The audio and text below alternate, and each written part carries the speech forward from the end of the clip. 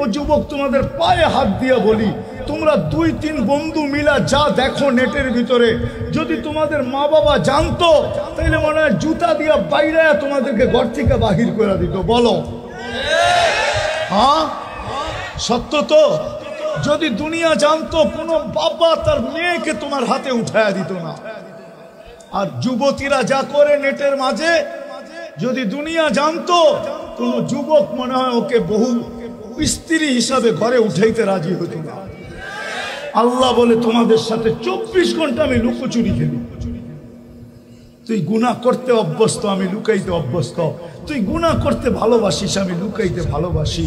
তুই গুনাহ করতে ভালো পাস, আমি লুকাইতে ভালো পাই। তুই গুনাহ মজা পাস, আমি লুকাইতে মজা পাই। তোর গুনাহ অভ্যাস, আমার লুকানো অভ্যাস। আমি 24 ঘন্টা লুকোচুরি খেলি তোর সাথে।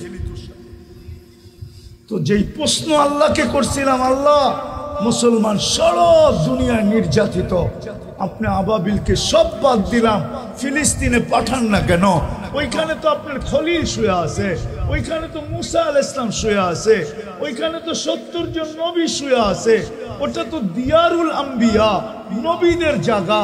ওইখানে তো সর্বপ্রথম কেবলা তো ওইখানে, বাইতুল মুকাদ্দাস তো ওইখানে।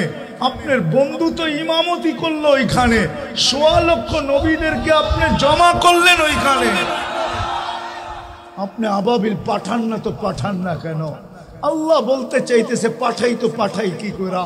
এদের চেহারা তো দেখ, এরা আমাকে আল্লাহ বলে স্বীকার তো করে, কিন্তু এদের কাছে তো প্রমাণ নাই যে আমাকে ভালোবাসে বলে তো, কিন্তু প্রমাণ তো নাই। কোনো প্রমাণই যদি না দিত, একটাই যদি করত, আমি ডাকতে দেরি ছুটে আইসা পায়ে পড়তে যদি দেরি না করত, তাইলেও তো হইতো। আমি তো ডেলি 5 বার ডাকি। কে ডাকে?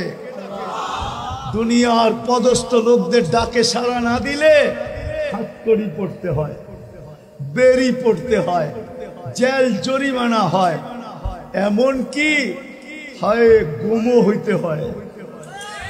না হইতে হয় না? হ্যাঁ, ডেলি 5 বার কে ডাকে? 99 পদের মালিক ডাকে। এটাই বুঝি ইহুদিদের কিতাবে লেখা আছে। শেষ কথা আমার, 2090-99 দশকে আমি দুবাইতে সময় লাগাইতেছিলাম। ফিলিস্তিনের এক বড় আলেম এখনো জীবিত আছে, আমার বড় ঘনিষ্ঠ। প্রথম পরিচয় তার সাথে, আমরা সেম বয়সেরই ছিলাম। এখন তারও পাইকা গেছে, আমারও পাইকা গেছে। সে আমাকে বলতেছিল, শোনো তোমাকে একটা তথ্য দিব। আমি বললাম বলো। সে বলতেছে, আমার বাড়ি হলো তেল আবিবের থেকে 17 কিলোমিটার দূর। যেইখানে দাজ্জালকে কতল করা হবে, ওটাকে আমাদের কোরআনের ভাষায় বলে, হাদিসের ভাষায় বলে বাবে লুদ। ওইখানে জব করবে ঈসা আলাইহিস সালাম দাজ্জালকে, ওইখানে আর বাড়ি। বলে আমার প্রতিবেশী ইহুদি আলেম আমাকে জিজ্ঞাসা করতেছিল, তোমাদের ফজরে আর জুমায় মুসল্লি কিরকম হয়? তা আমি বলতে জবাব বললাম ওকে যে ফজর আর জুমার সাথে তোমার সম্পর্ক কি? তুমি তো ইহুদি। পরক্ষণে ভাবলাম ওর সাথে তর্কে জড়ানো ঠিক হবে না। ও বলল যে আমার একটা তথ্য জানার দরকার, এই জন্য তোমাকে প্রশ্ন করলাম। আলেম বলল যে, আমি ওকে জবাব দিলাম যে শোনো, জুমার তুলনায় আমাদের ফজরে কোনো মুসল্লি হয় না। হয় নাকি? হয় মুসল্লি?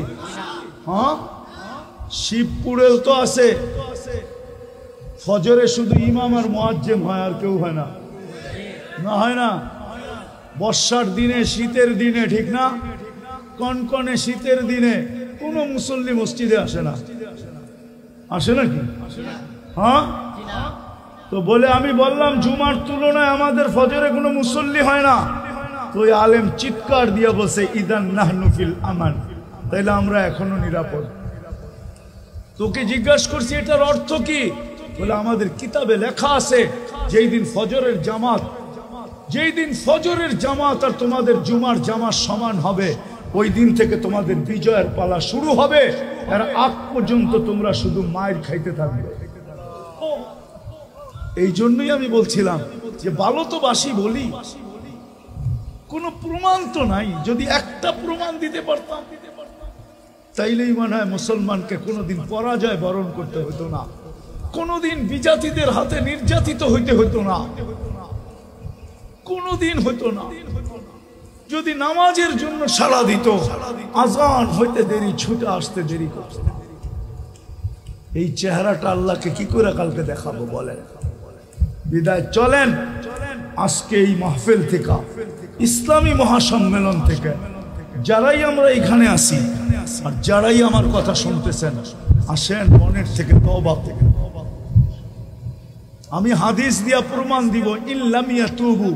আমি হাদিস লম্বা, আমি শর্ট দিতেছি, শর্ট হাদিসের শব্দ দিতেছি, হাদিসে কুদসি, হাদিসের শব্দ দিতেছি। ইল্লাম ইয়াতুবু ফাআনা তাবিবুহুম। আল্লাহ বলে তোমরা যদি ইউটার্ন না নিলে, কোরআনও বলে লিউযিকাহুম বাদাল্লাযী আমিলু লাআল্লাহুম ইয়ারজিউন।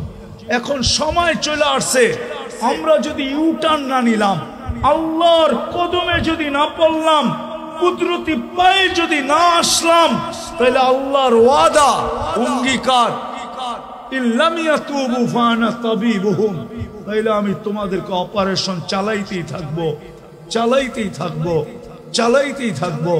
কেননা আল্লাহর রসুল দুটা কথা বলে গেছেন। রসুল সাল্লাল্লাহু আলাইহি ওয়াসাল্লাম দুটা কথা বলছেন যে আমার উম্মতকে আল্লাহ শাস্তি দুনিয়াতেই দিবে। কয় জায়গায় দিবে? কয় জায়গায়? দুই জায়গায় দিবে, দুই জায়গায়, একটা দুনিয়া আর একটা কবরে। দুনিয়ায় দিবে, বলছে দুনিয়ায় কি দিয়া দিবে? বলে অহেতুক হত্যা হবে, অনর্থক হত্যা। আজকে যেইরা ফিলিস্তিনে প্রতিদিন ওরা 6 ওয়াক্ত নামাজ পড়ে, 6 ওয়াক্ত, 5 ওয়াক্ত তো পড়ে, আর 1 ওয়াক্ত জানাজার নামাজ পড়ে। 6 ওয়াক্ত নামাজ ওরা পড়ে, ডেলি জানাজার নামাজ পড়ে। 200 লোক ডেলি মারা যায় ওইখানে, নাইলে এই কয়দিনে 40,000 হইল কি করে? 40,000 লোক হয়ে গেছে অকমপ্লিট। আল্লাহ রসুল বলছে অনর্থক হত্যা। আমরা যদি এখনো ইউটার্ন না নিলাম, ঠিক না হইলাম, তাহলে আল্লাহ অপারেশন চালাই যাবে। চিৎকার আমাদেরকে কাজে দিবে না।